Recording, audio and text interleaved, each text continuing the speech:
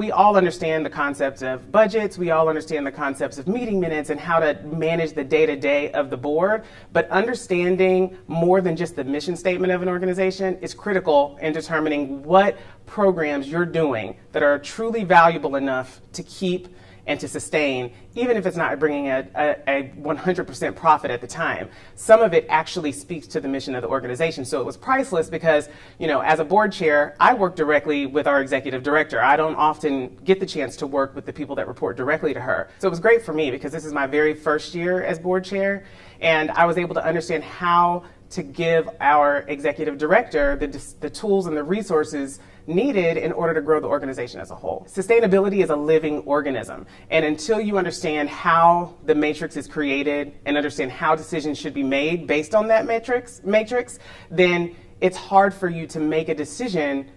You're making it almost in a silo. You're not making it looking at the holistic organization. My thinking has shifted in two ways. Number one, a lot of the recommendations that we throw out and a lot of the ideas that you throw out at a board meeting, you're making them in a silo as a board member sitting removed from a situation, but understanding how to make recommendations, looking at the actual matrix and saying, if I make this decision, how does it impact its profitability? And how does it impact or move towards or away from the mission of the organization? So your recommendations completely change, how you communicate the mission and the organization and the priorities completely change when you're talking to people in the community.